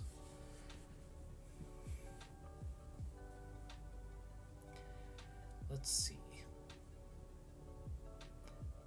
Necrotic and Radiant, yeah, those should not be on the list either. It's really weird that Disgust you can choose to just resist damage from the undead or celestials. So yeah, that'd be another suggestion, that they should just have a short list, not just any damage type. You know what? If they're doing a short list, I would allow this thing being in a choice of one immunity damage type. And then, like I said earlier, these should be resist. Because being able to choose just suddenly be immune to bludgeoning, slashing, or piercing, but only one of them, that's not bad for a 14th level. Especially because you do have to choose Disgust. which it is tied to reducing damage because the reaction thing, which, like I said earlier, it does need to be kind of worded better. What was the other thing it does? Give them disadvantage on attack rolls for duration. Yeah, also disadvantage for duration of your rage, tied into also having 3 different immunities for very common damage. Now, both those are too much for a 10th level, especially because you also get the ability to do 2 emotions at once. But yeah, they were inspired. They did a really good job. It just needs some tweaking to not be very limiting, in my opinion. Limiting and some certain spikes too powerful. We did Draklin. We're at the 2-hour mark. Let's see, is there a quick Is this all they got in the month? These are the only 4 people even bothered. Let's see, we got a Swordsworn. What is this? Is this a class? Is this a subclass? Is it a weapon? A race? Oh, it's a full-on class, which I don't review classes. Classes are very specific, and you need to fill a niche that's not already covered in 5e. I think what they've got is actually diverse enough. And with 5e mechanics for summoning things, there shouldn't be a specific summoner unless it's a kind of create your own scenario. But you know, they don't even have a banner, so it's not too surprising that they don't have many options. So yeah, we'll just go ahead and end it on freaking more beautiful art. Yeah, Unearthed Arcana is definitely the best of any subreddit. Yeah, we'll go ahead and end on this Aasimar details because this looks interesting. In fact, let's go ahead and just get a full screen. Not that much full screen. Can I? It doesn't let me do that. Okay. Oh. That'd probably be a good reason why I shouldn't do that. Open image. God, I wish I could just scroll side to side, but okay. Okay, click on Aasimar, humanoids, perspective. Aasimar have wings on the side of their head instead of ears. The wing size depends on how closely they follow their birth god's ideology. Interesting way to tie those together. Extremely devout Aasimar can even grow multiple sets of wings, whereas Aasimar who are apathetic to their birth god's religion will have small wings. So yeah, here we got small, we got multiple pair, we got down-facing ones, but still bigger than those. Aasimar's hair feather color is dependent on what their birth god is god of. As examples, god of justice will produce blue-haired Aasimar. God of war will produce red-haired. God of death will produce the black hair. But they are free to dye their hair and feathers other colors. Their eye color is dependent on what kind of magic they have an affinity for. Aasimar who use radiant and healing magic may have gold. Aasimar of fire, obviously red and orange. Aasimar with necrotic may have black. Meanwhile, a halo, which is not default in Aasimar descriptions, though I like having some special ones with them. Manifestation of their ideals. It can be a physical, tangible object, or just projected light above their head. A self-obsessed Aasimar may have a gold crown halo, while a feisty one may have a halo of fire that almost kind of looks like teeth and horns, or a gloomy one may have a shadowy black. Let's see, they grow feathers instead of body hair, which, God, that's a fun quirk to play around with. I do like that idea. Wings that perk up or droop depending on their emotions, or can be mixed with other species, having a shorter dwarf-looking guy, kobold, normal humanoid, not normal, average. We'll say average humanoid because there's a lot of tall, skinny ones like that. I do like this. Toastermeal, good job. Though I would suggest having maybe these mixed up instead of just having a vertical. Here's the fiery red one in the center. Here's the kind of good light line one, and the dark evil looking one. It's like some mix up would have been nicer. But yeah, very creative, very much like it, and I could see that inspiring a handful of Aasimars I might use my campaign. Just having a visual effect based on their ideals or the deity they're connected to. Very fun. Yeah, we'll end it on that, which was very nice, lighthearted note to end it on. But with that, let us go to here it is, the BRB screen, turning off the gentle lo-fi in the back. Let's find someone to raid into. Let's see. Here we go. So who is currently on? Oh, almost forgot to mute. Okay, good thing there's no sound coming through from the autoplay. How about? Let's see. Julie's playing Dead by Daylight. Death's got Prince of Persia. Nothing really fits with having done a homebrew stream.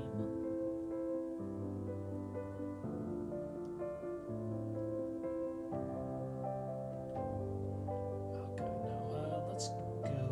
Let's go Whiplash. They're doing a story time. I'm not gonna fucking not Twitch. Freaking, I don't want to use your dumb feature.